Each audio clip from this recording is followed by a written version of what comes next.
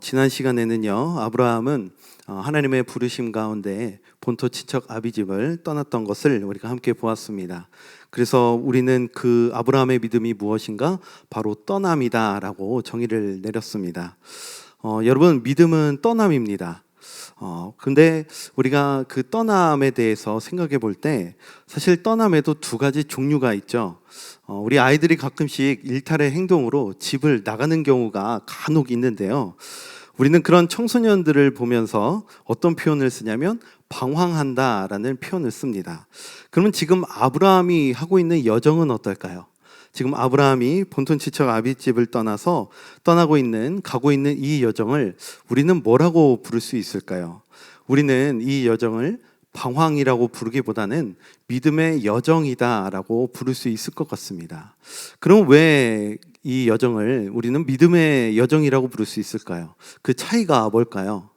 자, 그 차이는 무엇이냐면 아브라함의 이 여정에는요, 목적지가 있고 또 인도자가 있다라는 겁니다. 어떤 사람들은 이 아브라함의 여정을 방황이라고 생각하는 사람들이 있었을 겁니다. 누가 그랬을까요? 아마 그 당시 우르에 살던 친척들 혹은 하란에 살던 사람들이 아브라함을 보고 그렇게 생각했을 수 있습니다. 당시 갈대아 우르 그리고 하란은 문화적으로 굉장히 꽃을 피던 시기였고 또 풍요로운 땅이었기 때문에 그런 곳을 떠나서 척박한 가나안 땅으로 간다라는 것은 사실 바보 같은 선택이라고 생각했을 수밖에 없었던 것이죠. 근데 우리는 이 여정 가운데 목적지와 인도자가 그 아브라함 가운데 있었음을 잘 알고 있습니다. 그것도 보통 인도자가 아니라 어떤 인도자이십니까? 이 땅을 창조하시고 또 운행하시고 또 약속을 반드시 성취하시는 분이 그의 인도자가 되어주신다라는 것을 우리는 잘 알고 있습니다. 여러분, 우리도 예수 그리스도를 믿음으로 그 떠남의 시간을 걷고 있습니다. 하지만 그 여정이요, 누군가가 보기에는 어리석어 보이고 방황처럼 보일 수 있지만 그것이 방황이 아니라 믿음의 여정이 될 수 있는 그 이유가 무엇일까요? 우리가 나아가는 이 여정에는 분명한 목적지가 있고 또 선하시며 약속을 반드시 이루실 인도자가 계시기 때문인 줄 믿으시길 바랍니다. 혹시나 여러분들 가운데 여전히 내가 무엇으로부터 떠나야 할지를 알지 못하거나 혹은 내가 어디로 나아가야 할지 방황하며 혹시 살아가고 있다면 이 시간 하나님께 이렇게 기도하셨으면 좋겠습니다. 하나님, 이 시간 내가 무엇에게서 떠나야 하는지를 알게 하여 주시옵소서.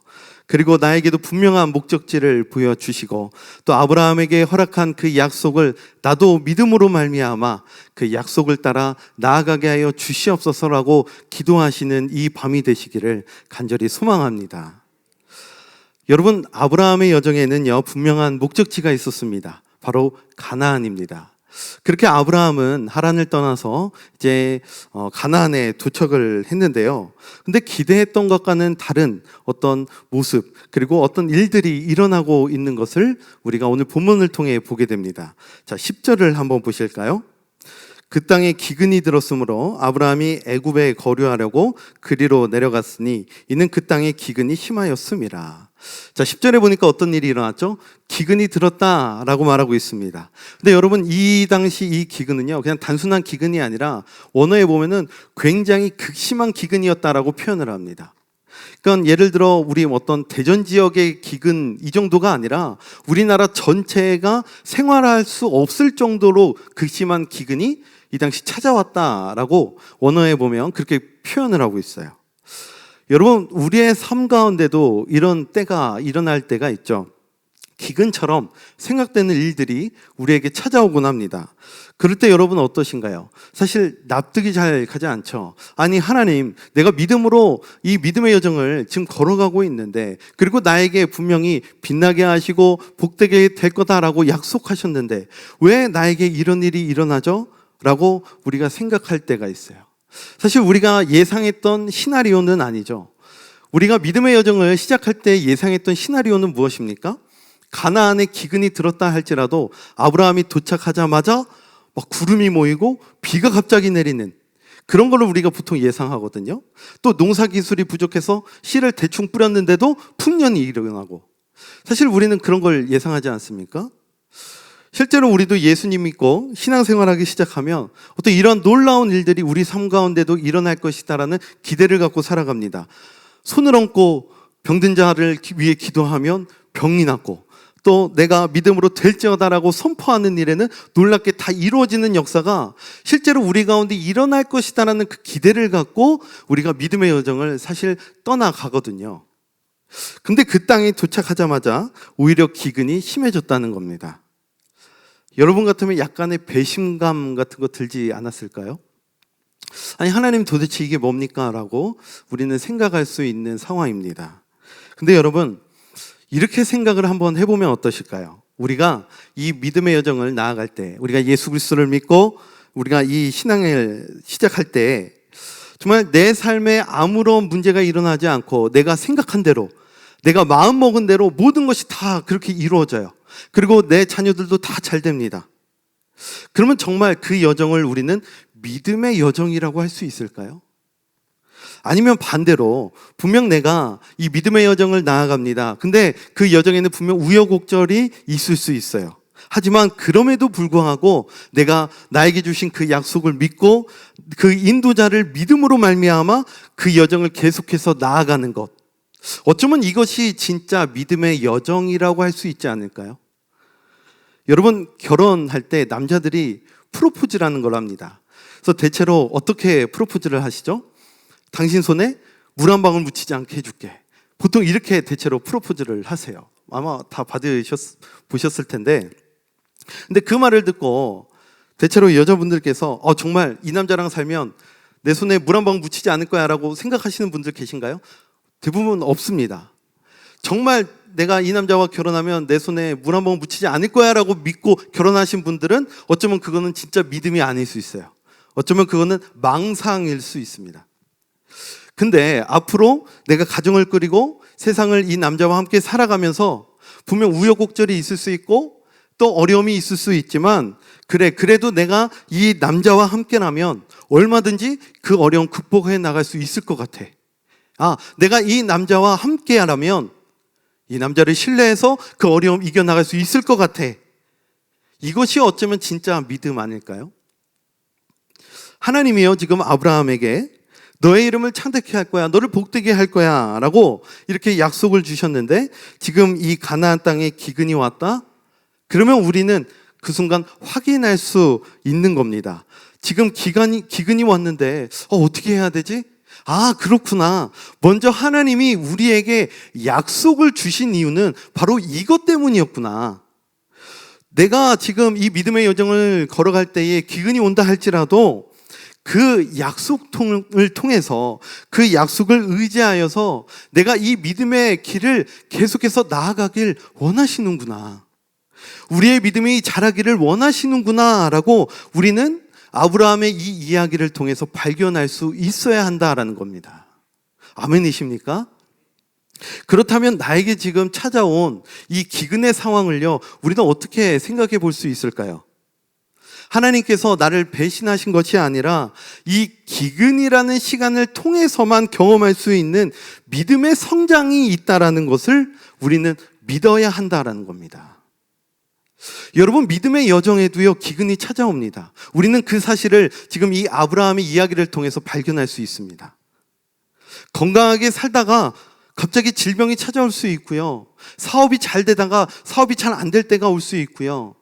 자녀가 잘 되다가 때로는 방황하는 때가 찾아오기도 합니다. 그러나 우리는 기억해야 한다는 거예요. 이 기근 속에서만 만날 수 있는 하나님의 은혜가 있다는 걸 우리는 기억해야 한다는 겁니다. 물론 건강할 때 만날 수 있는 하나님이 있습니다. 건강할 때 드레핀 백합화를 보면서 그 하나님을 찬양할 수 있고, 또 건강할 때 나에게 주신 양식을 먹으며 하나님을 예배할 수 있어요. 하지만 내가 질병 가운데 있을 때, 기근 가운데 있을 때 만나게 되는 하나님이 따로 계시다라는 겁니다. 여러분, 이스라엘 백성들이 광야의 길을 걸을 때를 한번 생각해 보실까요?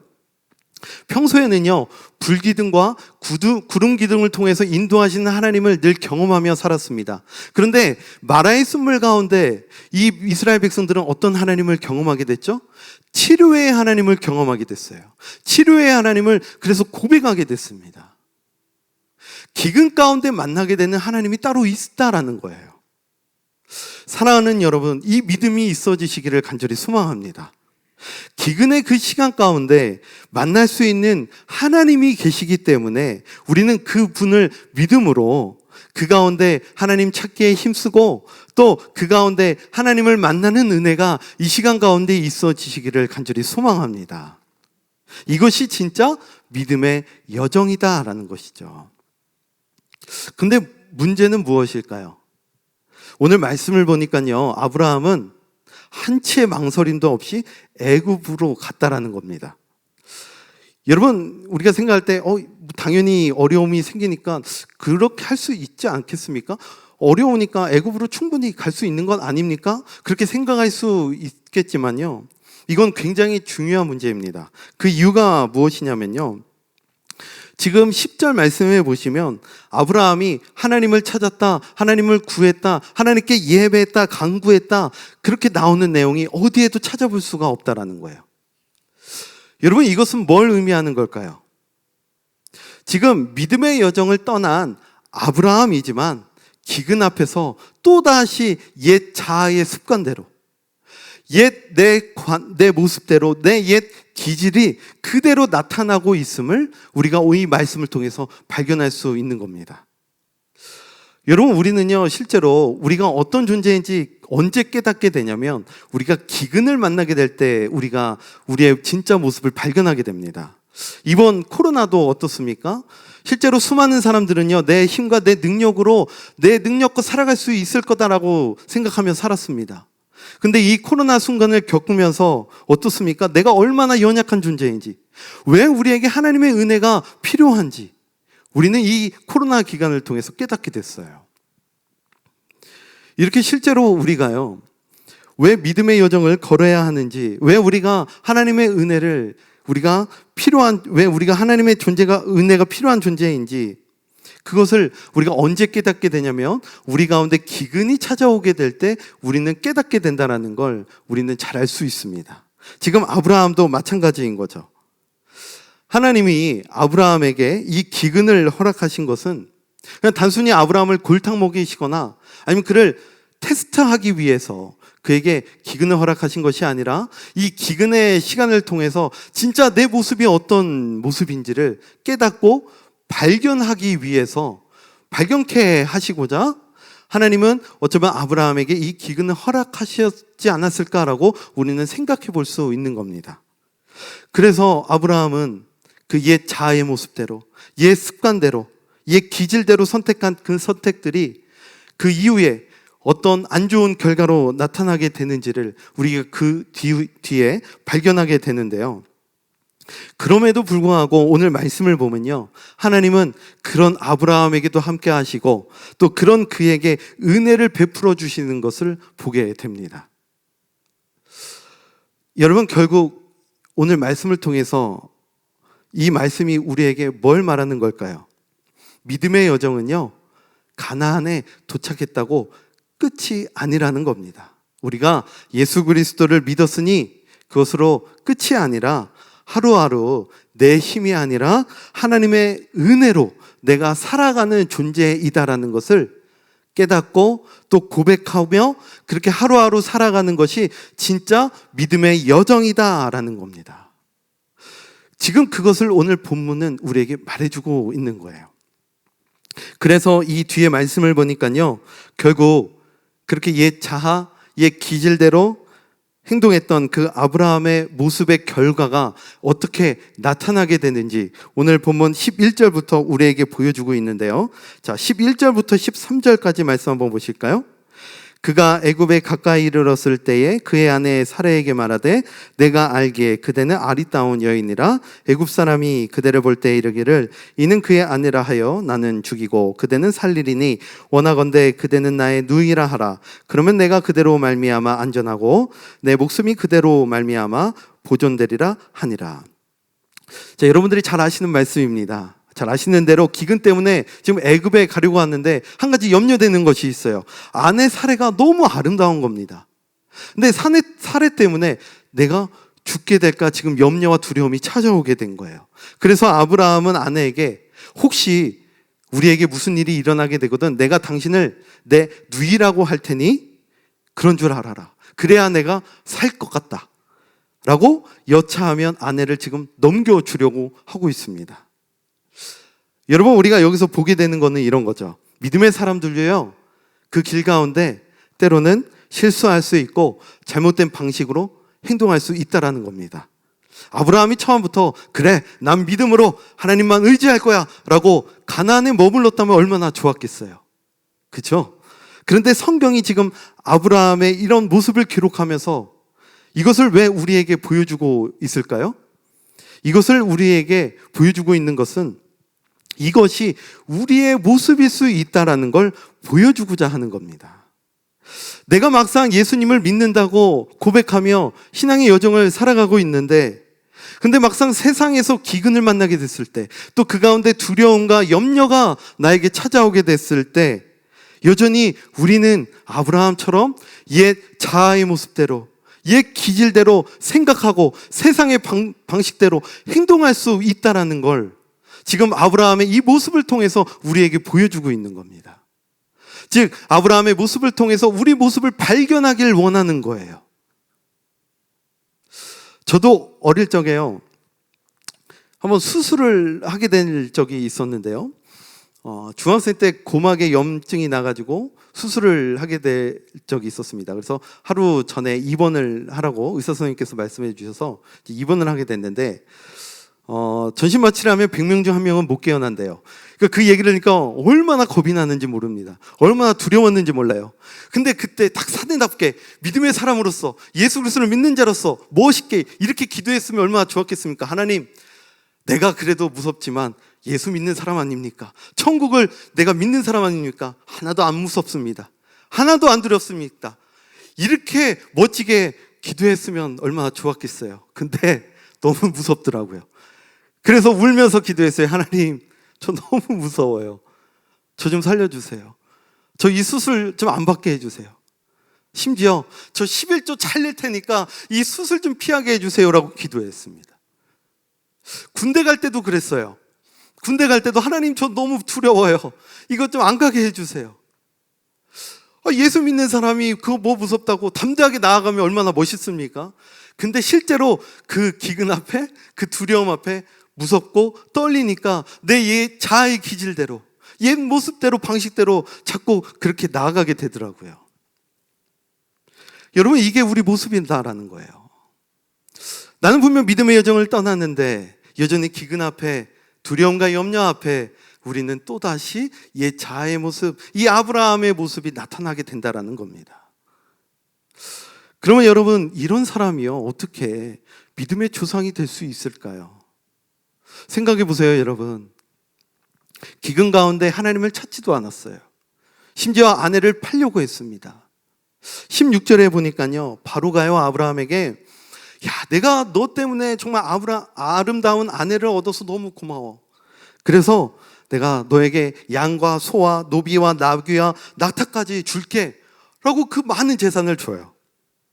아니, 바로가 그렇게 주면 모세가 이쯤 되면은 그제라도 상황을 좀 바로 잡아보려고 아닙니다. 이거 제가 다시 생각해 보니까 이거 안 되겠어요. 이건 좀 아닌 것 같아요. 저 이거 안 받겠습니다. 죄송합니다. 사실은 이 여자 제 아내입니다 라고 말할 수 있을 것 같지 않습니까? 근데 아무 고민 없이 그것을 받아서 아브라함은 떠나요. 여러분, 그 재산을 받고 그 떠나가는 그 길 가운데 아브라함은 무슨 생각을 했을까요? 야, 내가 결혼 참 잘했다. 아내 잘 만나서 내가 횡재했구나. 역시 하나님은 축복의 하나님이야. 이렇게 생각했을까요? 여러분, 아브라함은요 더 이상 자신이 할 수 있는 건 이제 더 이상 아무것도 없습니다. 이 상황을 바로잡을 수 있는 능력은 이제 더 이상 없어요.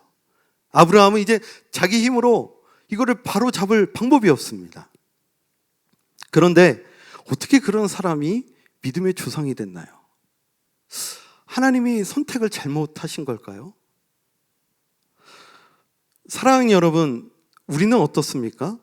우리 또한 기근 가운데, 두려움과 연약 가운데 여전히 옛 모습으로 선택하고 옛 자아대로 행동하고 그렇게 살아가는데, 그런 우리가 어떻게 하나님의 자녀가 될 수 있죠? 그런 우리가 어떻게 하나님의 그 축복을 얻을 수 있죠? 자, 17절 말씀 한번 보실까요? 자, 17절 말씀 한번 보시겠습니다. 여호와께서 아브라함의 아내 사라의 일로 바로와 그 집에 큰 재앙을 내리신지라. 지금 어떤 일이 일어나게 됐습니까? 하나님이 개입하셨다라는 겁니다. 분명 아브라함이 약속의 주인공이 되려면 사례는요, 바로의 후궁이 되면 안 됩니다. 사례는요, 이 약속을 통해서 아브라함의 자녀를 낳아야 돼요. 근데 이것을 아브라함은 바로잡을 능력이 없습니다. 그러니까 하나님이 개입하신 거예요. 여러분, 우리가 하나님의 자녀 되는 것에 있어서 우리 힘으로 가능한 것이 있나요? 하나님의 약속이 우리 삶 가운데 이루어지기 위해서 우리의 능력과 우리의 힘으로 이룰 수 있는 것이 있습니까? 우리의 힘으로 하나님의 축복을 얻을 수 있는 그 능력이 우리 가운데 있습니까? 여러분, 죄의 문제를 되돌릴 능력이 있으신가요? 우리의 죄의 문제를 다시 한번 바꿀 능력이 우리에게 있습니까? 없잖아요. 되돌릴 수 있는 방법이 없습니다, 우리 가운데. 그래서 하나님은 우리를 위해서 어떻게 하시는 거예요? 개입하시는 거예요. 어떻게 해요? 우리를 위하여 이 땅에 예수 그리스도를 보내주심으로 말미암아 우리를 위해 십자가에 죽으신 겁니다. 할렐루야. 그렇게 우리를 위해 개입하신 거예요. 하나님이 우리를 위해 개입하지 않으셨다면 우리는 생명의 존재가 될 수 없습니다. 하나님이 우리를 위해 개입하지 않으셨다면 우리의 안전 그리고 우리의 평안을 이룰 수 없습니다. 즉 우리의 안전과 평안은요, 내 힘과 내 능력으로 만들어지는 것이 아니라 하나님이 개입해 주셨기 때문에, 하나님이 도우셨기 때문에 가능한 것인데, 우리는 이거를 날마다 늘 잊어버리며 산다라는 거예요.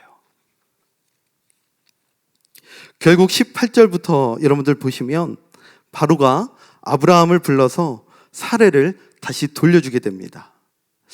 자, 아브라함의 이야기는요, 이렇게 끝나는 것 같은데요, 사실 이렇게 끝나지가 않습니다. 오늘 우리가 읽지는 않았지만 13장 1절부터 4절 말씀을 한번 보실까요?